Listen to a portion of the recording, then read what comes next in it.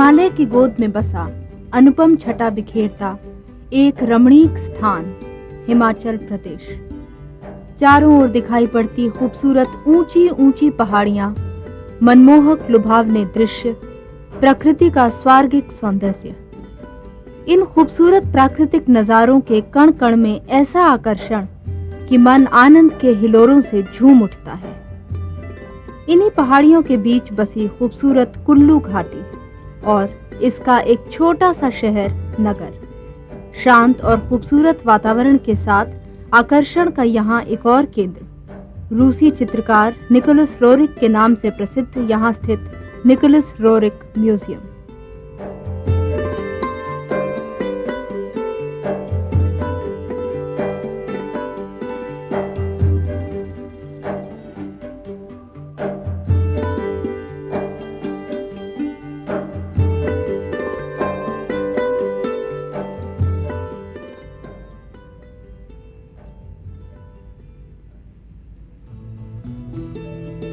Nicholas Roerich का जन्म सन 1874 में सेंट पीटर्सबर्ग, रूस में हुआ और रूस में ही उनकी शादी हेलेना रोरिक से हुई।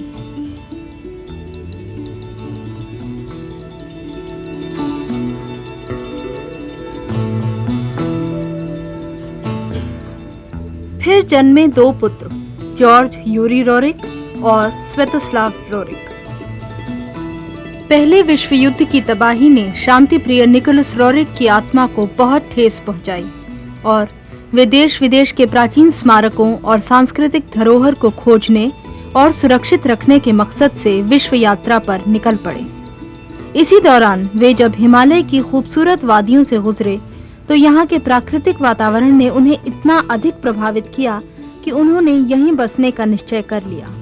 फिर 1928 में अपनी पत्नी और बच्चों के साथ इसी स्थान पर आकर बस गए। 1962 में उनके छोटे पुत्र स्वेतोस्लाव रोरिक ने उनके इस सपनों के स्वर्ग को म्यूजियम के रूप में परिवर्तित कर दिया।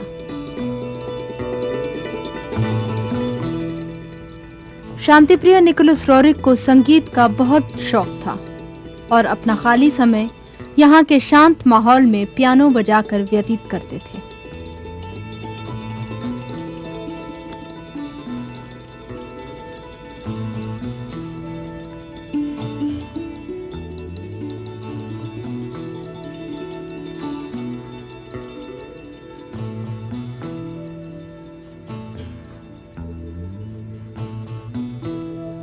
आजादी पूर्व का वह समय जब इन दुर्गम पहाड़ियों में पहुंचना बहुत कठिन था, बिजली का दूर दूर तक नामो निशान नहीं था। उस जमाने में रूसी प्रतिभा निकोलस रोरिक ने अपना सारा जीवन जैसे हिमालय को ही समर्पित कर दिया। इसी स्थान पर बैठकर रोरिक ने भिन्न भिन्न विषयों पर शोध कार्य किया और कई पुस्तकें भी लिखीं। देश विदेश से दार्शनिक और वैज्ञानिक उनके साथ विचारों का आदान प्रदान करने यहीं आते। विश्व यात्रा के दौरान उनके द्वारा अपने साथ रखे गए कुछ शस्त्र,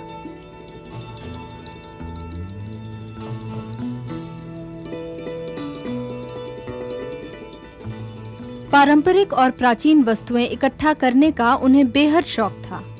ये वस्तुएं इस संग्रहालय में बहुत हिफाजत के साथ रखी हुई हैं।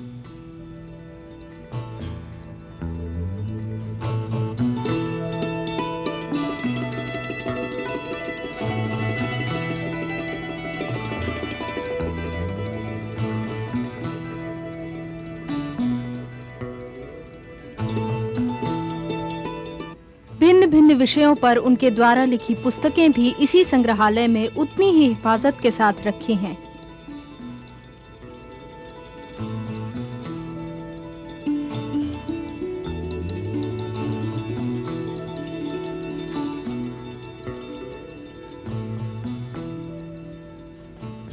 मानवीय एकता के प्रतीक निकोलस रोरिक ने अपने जीवन में देश, धर्म, भाषा आदि किसी भी सीमा को स्वीकार नहीं किया। हर धर्म को वे एक समान आदर देते थे। इनका मकसद था समूची मानव जाति को एकता के सूत्र में पिरोकर देखना।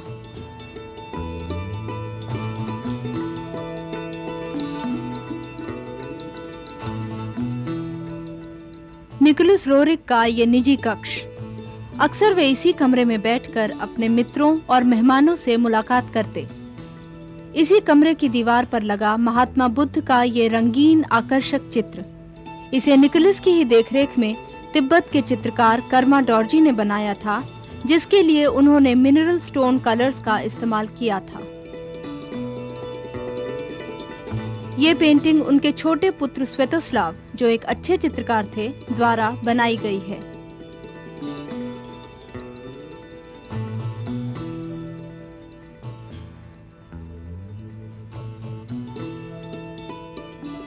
निकोलस रोरिक का ये निवास स्थान, अपनी पत्नी और बच्चों के साथ उन्होंने अपना सारा जीवन यहीं व्यतीत किया।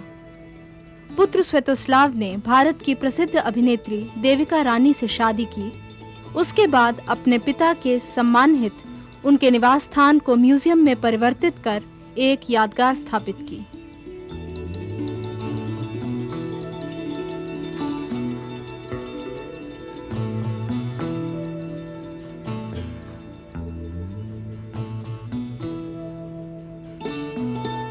इस म्यूजियम और आर्ट गैलरी के बारे में जानकारी देती हुई यहाँ की manager. This art gallery actually has been existing for quite some long time here. Actually since 1962, when Svetoslav Roerich started to come here and live here after he married Devika Rani, we had already the small art gallery here, but of course the people used to come and never paid for it. They just went to see it because many people did not even know anything about Nicholas Roerich. He died here in 1947, and since the time of India's independence and freedom fight, at that time there was no chance for people to know anything about Nicholas Roerich. It was only now that the Naga has come onto the world map again, because people have realized that Nicholas Roerich had to teach something.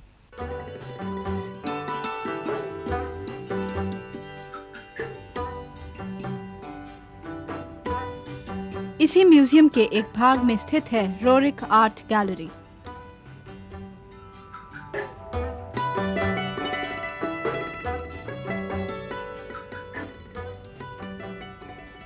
दुनिया भर से कला प्रेमी इस art gallery में मौजूद Nicholas के चित्रों को देखने के लिए आते हैं।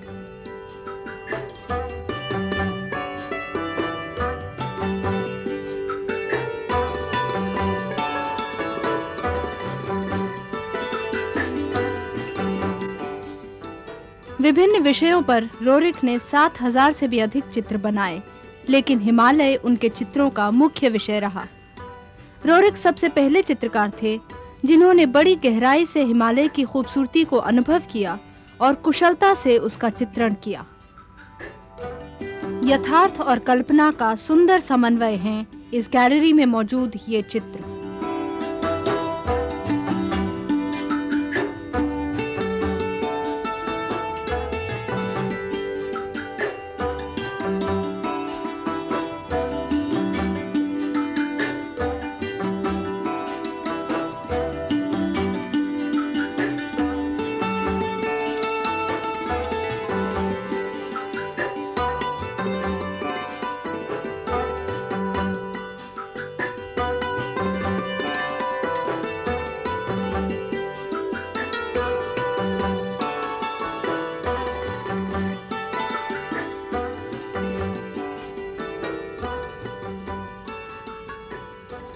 निकोलस रोरिक की ख्याति रंगों के जादूगर के रूप में रही है। हजारों की संख्या में उनके चित्र रूस और अमेरिका की प्रसिद्ध आर्ट गैलरीज का श्रृंगार हैं। उनके बहुत से चित्र बेंगलोर, वाराणसी, इलाहाबाद की आर्ट गैलरीज में भी सुरक्षित हैं।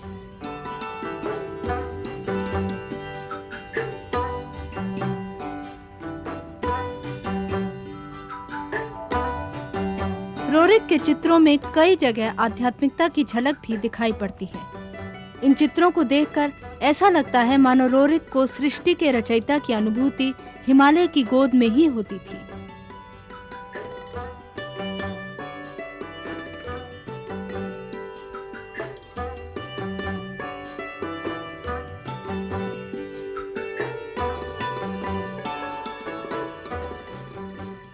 The teaching, he said that in beauty we are united, in beauty we live, and in beauty we can conquer. He believed that the cosmos of the world is the Himalayas, and that was one of the reasons why he came to India, because he believed actually that all human immigrations have passed through the Himalayas.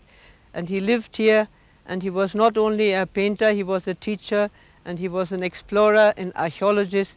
And during those times when he was living here, during the British times, many articles were published in different magazines which we are trying to republish now, and also of his writings and his books.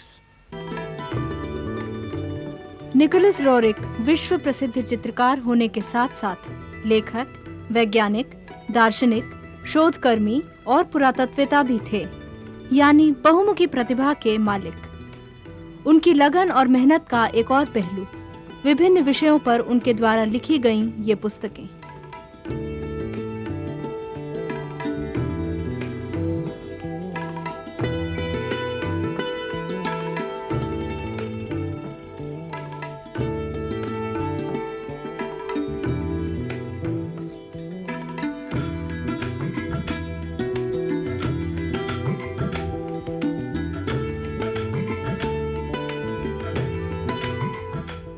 Himalaya की इन्हीं पहाड़ियों में Roerich को cancer के उपचार के लिए कुछ जड़ी बूटियां प्राप्त हुईं और फिर 1928 में उन्होंने यहाँ पर उरुस्वती हिमालयन रिसर्च इंस्टीट्यूट की स्थापना की, जहाँ उन्होंने कई वैज्ञानिकों के साथ मिलकर कैंसर के उपचार के लिए शोध की वैज्ञानिक ढंग से शुरुआत की।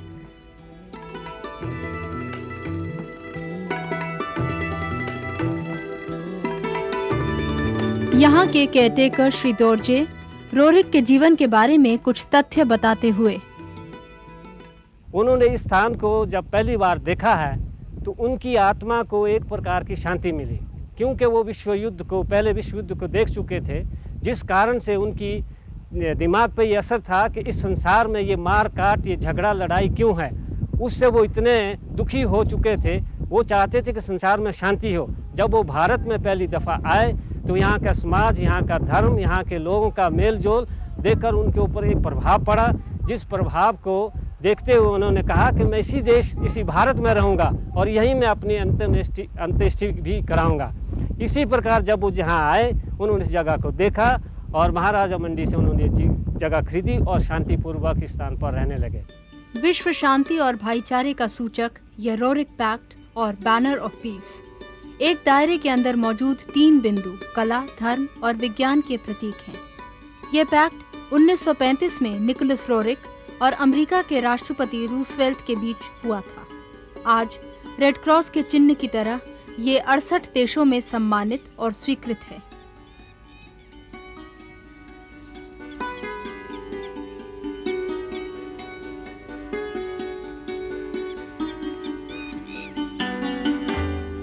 वास्तव में ये प्राचीन स्मारकों, संस्थाओं, संग्रहालयों, अलग अलग धर्मों के पूजा स्थलों आदि को सुरक्षित रखने का प्रतीक चिन्ह है।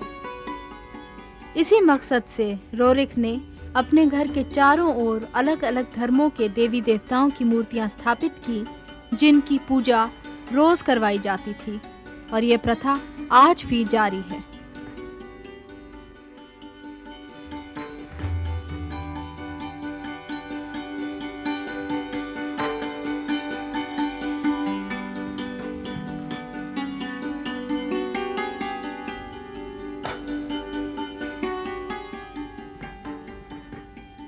ये वही स्थान है जहां रोरिक बैठकर अपनी पेंटिंग्स किया करते थे। नॉर्थ जोन कल्चरल सेंटर द्वारा समर्पित उन्हें एक श्रद्धांजलि इसी स्थान पर उनके द्वारा आयोजित पेंटिंग वर्कशॉप के रूप में, जहां पूरे देश से पेंटर्स को आमंत्रित किया गया, जिन्होंने हिमालय की खूबसूरती से प्रभावित होकर एक बार फिर अपने अपने कैनवसेस पर उसे उतारने की कोशिश की।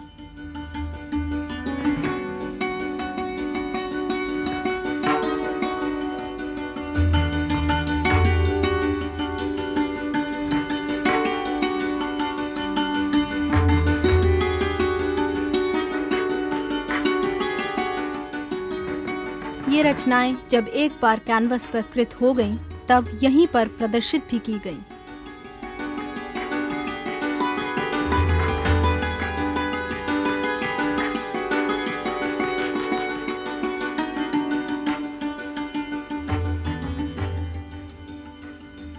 नॉर्थ जोन कल्चर सेंटर में नगर में ये तीसरी वर्कशॉप का आयोजन किया है। इससे पहले हमने 2 वर्कशॉप लास्ट ईयर लगाई थी जो काफ़ी सफल रही। इसका पर्पज़ यहाँ हमारा ये है कि जो कलाकार हैं वो प्रकृति की गोद में आके उस जगह अपनी पेंटिंग्स बनाएं जहाँ इंटरनेशनल फेम के पेंटर रोरिक रहा करते थे। हमने देखा है कि कलाकारों में यहाँ आकर एक उत्साह है और उन्होंने पेंटिंग्स बड़ी तन्मयता के साथ बनाई हैं। उन्होंने हमें बताया है कि ऐसी तन्मयता उन्होंने पहले कभी उनकी कला में देखने को नहीं मिली है।